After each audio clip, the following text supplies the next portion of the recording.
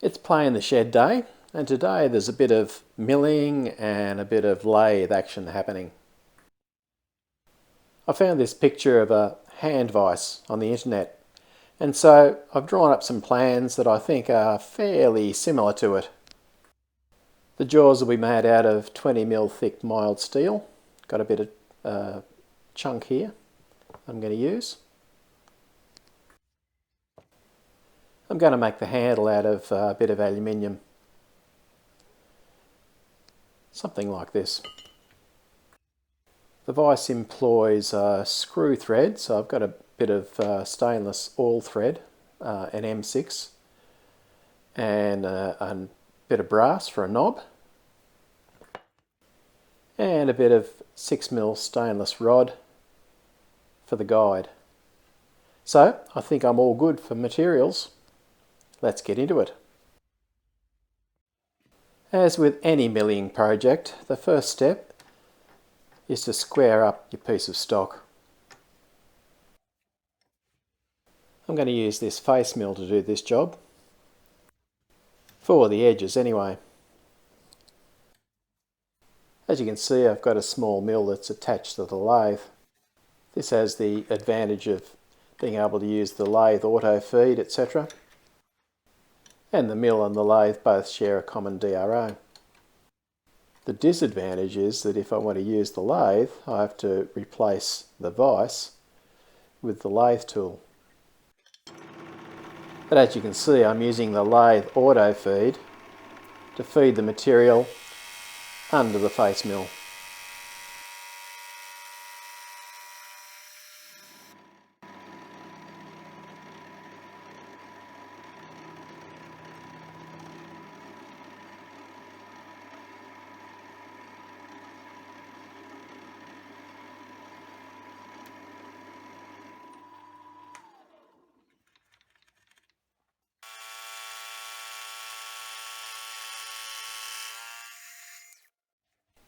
Okay, so I've done the edges. Now I need to do the faces of that material. And for the faces, I'm going to use my fly cutter. The shop-made fly cutter, of course.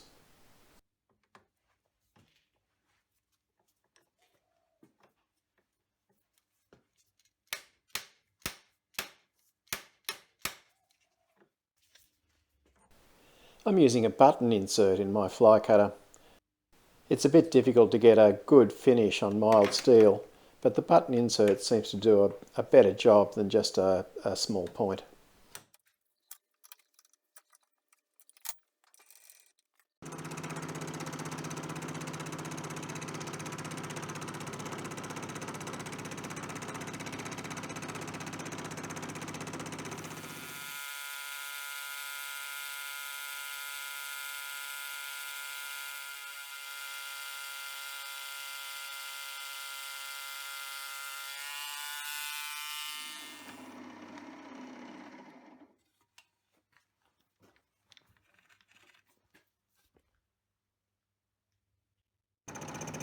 Onto the second face now, and you can see the long shavings that the button insert produces. Right, my bit of stock's all squared up now, but I just need to get rid of some of those sharp edges. And for me, the easiest thing to do is just take it over to the sander and zip those edges off. Easy.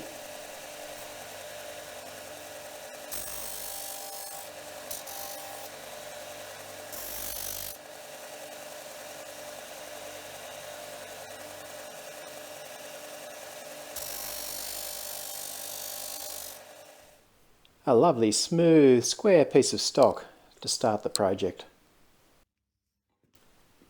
Referring to the drawing, I'm just going to mark out basically where I need to cut the small jaw from the large jaw.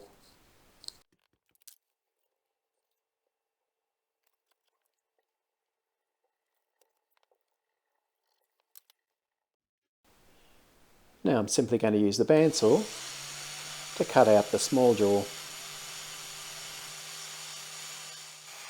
You can see I've drilled a hole at the intersection. This will give me a little space to mill up to, when I mill these faces.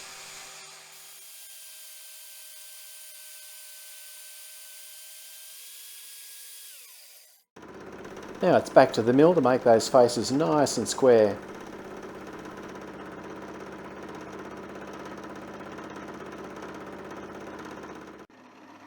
Once I mill up to the relief hole, then I can move the cutter side to side to finish that face. The photo I'm copying didn't have this, but I'm going to make a little channel on the moving jaw. So there'll be a channel on one and an indent another for the moving jaw to slide in. Don't know whether it's necessary, but it'll be a bit of a challenge.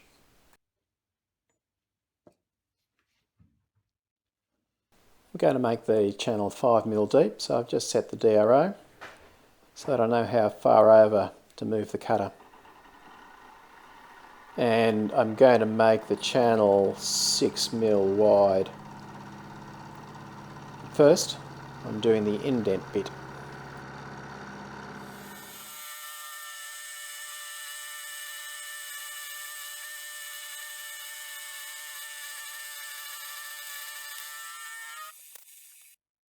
Time to cut the channel. And I'm using a 6mm end mill for that. And I'm going to have to plunge the end mill because that's the only way I can get it in. But the first step is to find the centre.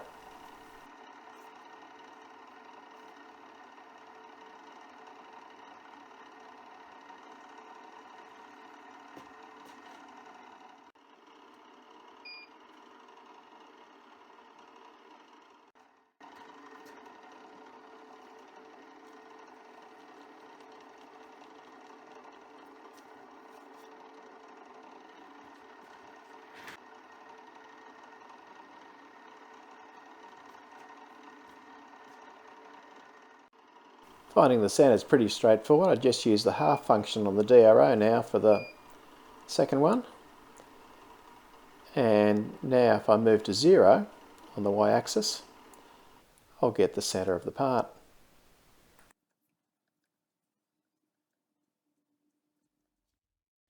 Because I'm plunge cutting with an end mill, there's a chance that the cross slide might move, so I'm just locking that to make sure that that doesn't happen. And I'll just take small cuts until I move into the 5mm depth that I want.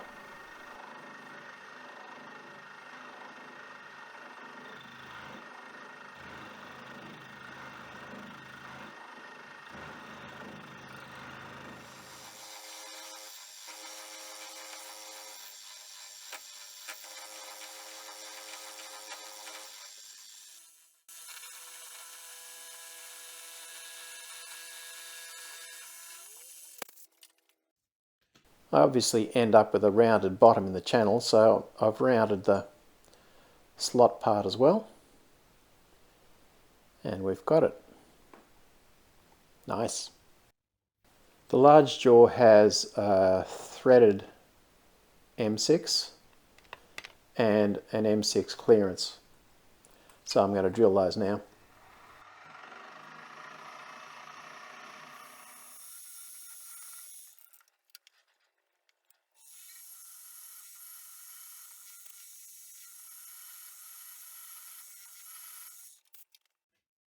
I've got both jaws clamped together so that I make sure that I get a perfect fit.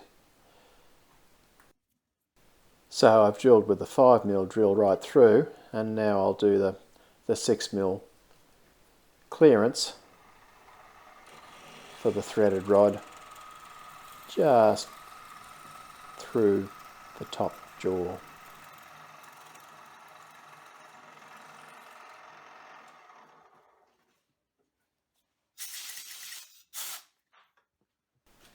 Now with the small jaw removed, I can tap the thread in the large part of the jaw.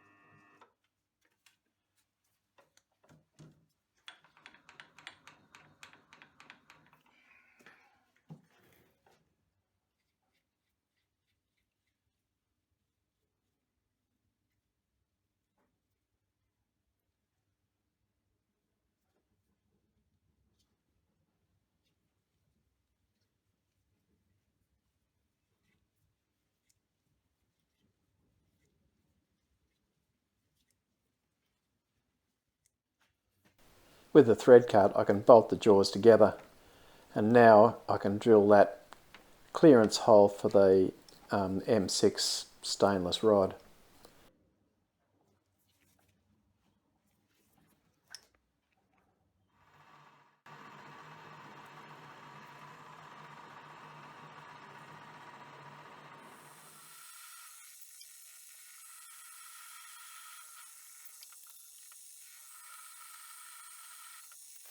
I'm drilling 5.5 and then I'm going to use a 6mm hone so I get a nice, smooth and accurate hole.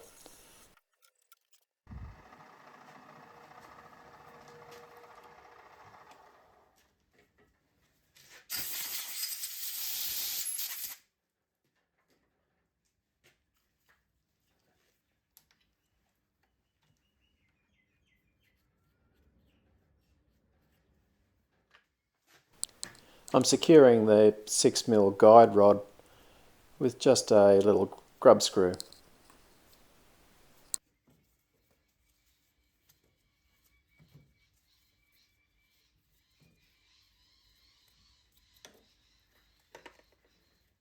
I've used the angle grinder just to grind out a little flat piece so that the grub screw will fit down onto that flat and secure it. Probably time for a glove change. Don't think they're doing much good.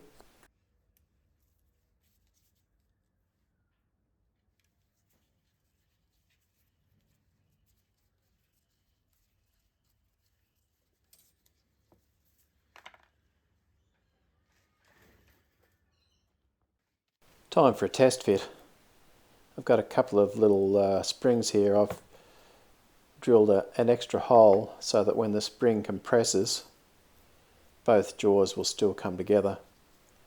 So those springs just go down into those extra holes just a little. Springs probably need to be a little bit stronger, but it works okay. Now that I know that the jaws are going to work okay, I can cut off the angles on the tops and the bottom to make it look a bit more like a vise.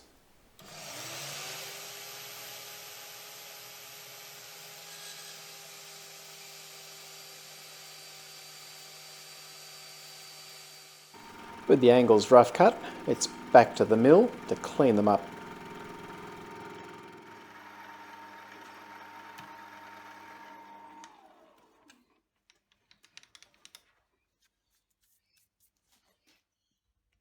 I'd like both jaws the same width, so now it's just a simple matter of having clamped them together, skimming off the extra bit.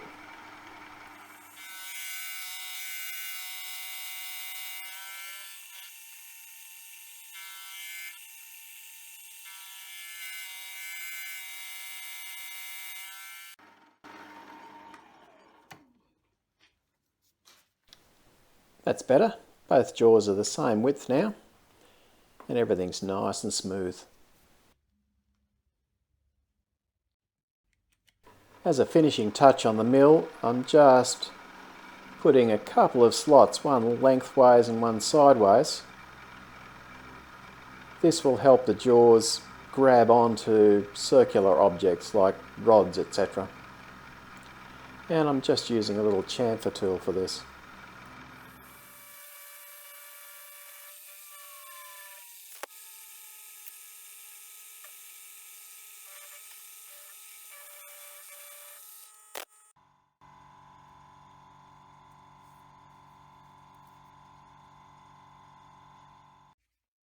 Jaws are finished. Time for the handle, and I've got a bit of scrap here that's just the right size. So it's off with the vise and on with the tool holder for a bit of lathe action. And I'm just turning down the end for an M10 thread.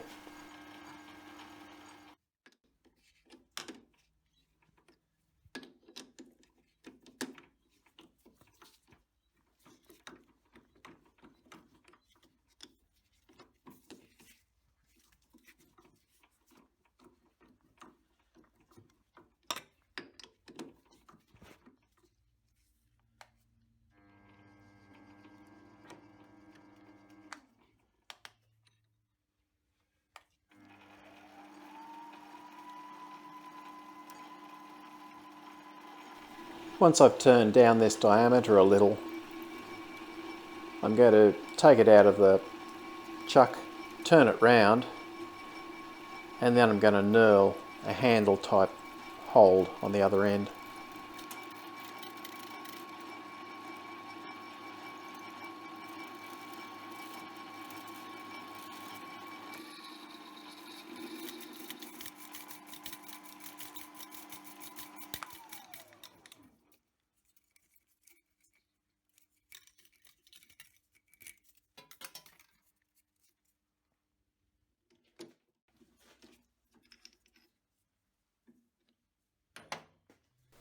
So I don't mark up this surface too badly in the chuck, I've just got a bit of brass shim that I'm putting in to protect it.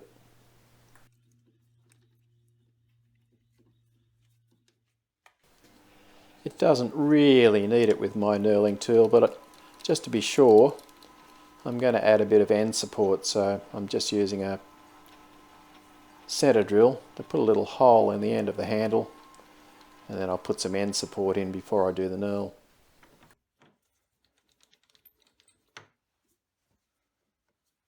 This shed-made knurling tool works a treat. I find it very satisfying to seeing a knurl being produced. And a good knurl always looks so professional. Before I start the knurl, I'll just make this nice and smooth. It does make a difference to have a nice smooth surface before you knurl it.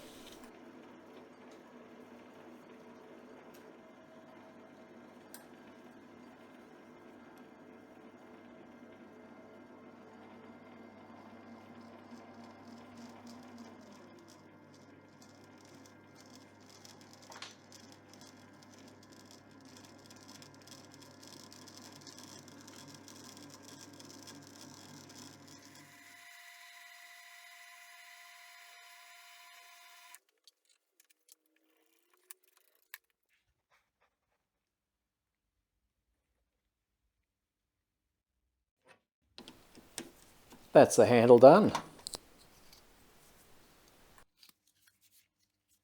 Looks like I bought one. Time to make the knob that goes on the end of the threaded rod. So a brass knob should add some bling. So I'm drilling 5mm for a 6mm thread.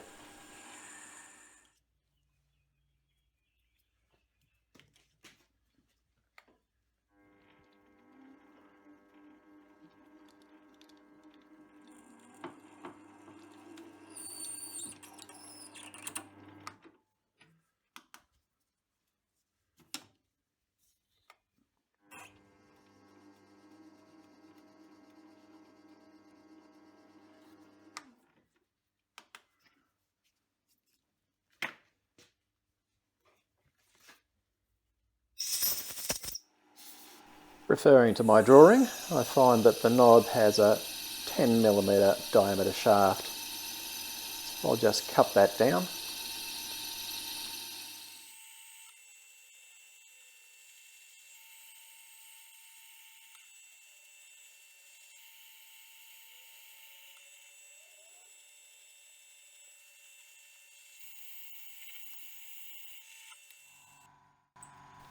As you can see in a minute, it doesn't really need it, but I'm going to knurl the knob.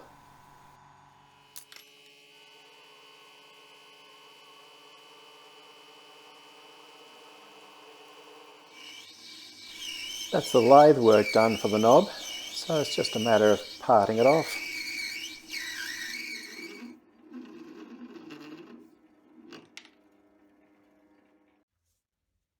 When doing the drawing, I decided to make this knob a little bit fancier, so I've got 6 little divots out of it.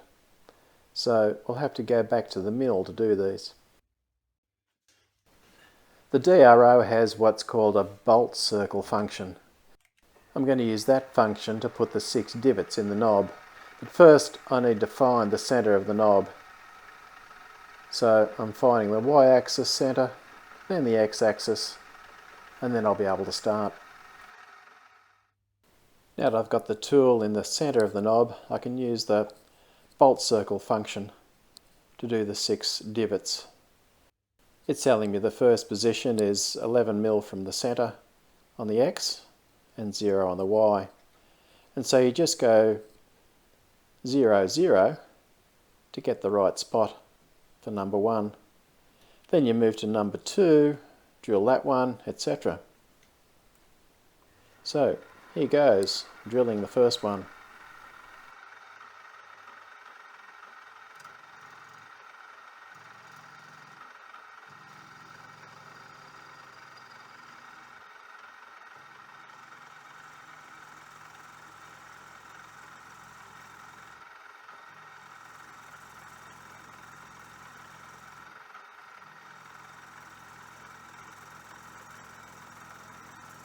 I don't want anything to move, so I'm just being very careful, taking small bites to make sure I get a nice little divot.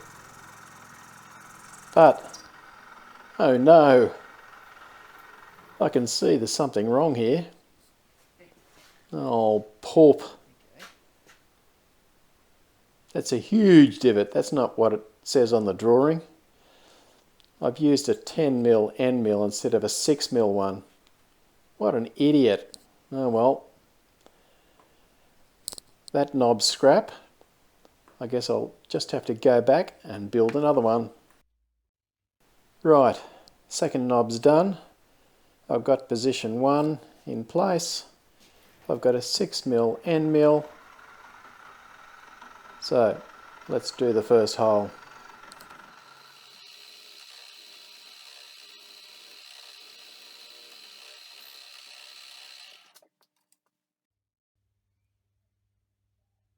First hole done. Just a matter of tapping the down arrow, and the second position is indicated, and now I just have to go 0, 0 again to get the position for the second hole, and repeat the hole 6 times.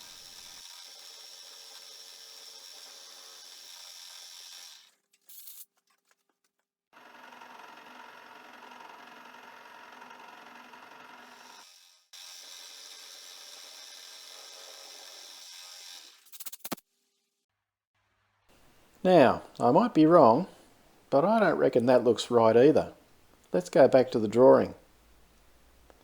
I'm using a 6mm end mill, that's correct. Oh, hang on a minute. The outside diameter is too big. The outside diameter should only be 18mm, and I've left it at 25. You see, if you leave it at 25, the vise won't sit flat when it's got a part in the jaws. Oh dear. Well, this is not a total disaster. I can just mill this down to 18mm diameter and not have a knurl on it. The knurl wasn't really necessary anyway, so let's fix it.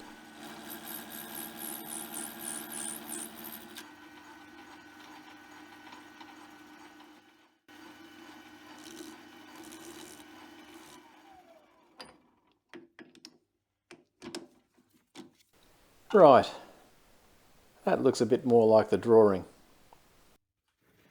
As the jaws are made out of mild steel, they're going to rust. So I'm going to blue the jaws.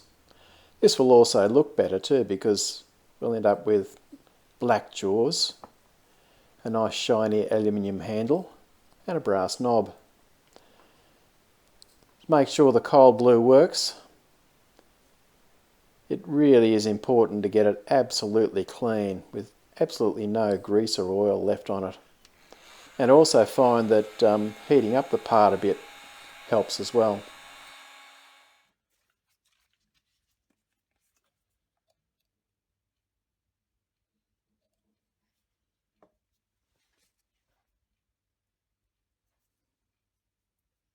This cold blue is like magic. It's not paint, though I understand it's a corrosion process that instantly makes the steel go black. Well, not so much instantly, but relatively quickly, as you can see.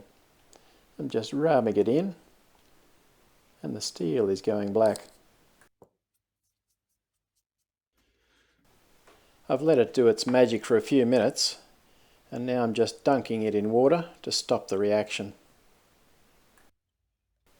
And once I've dried it all, it's then necessary to coat it with oil. If you don't oil the surfaces, they'll still rust. But the part doesn't need to be left oily. You can rub the oil off, but it leaves a very thin film and stops it rusting. Well, everything's done. It's time to assemble.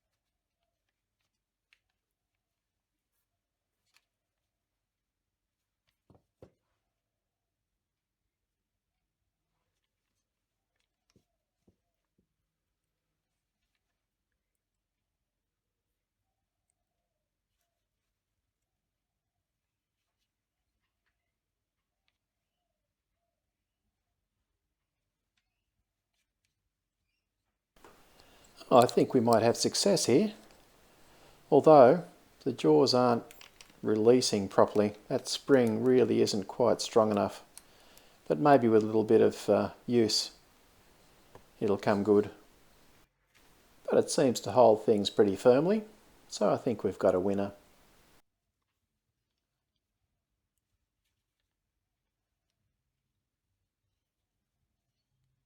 Well, ignoring the fact that I made 2 mistakes when making that knob, the vise has turned out alright. I'm happy with it. It's been fun, and it's helped to improve my skills yet again. Thanks for watching. Catch you next time.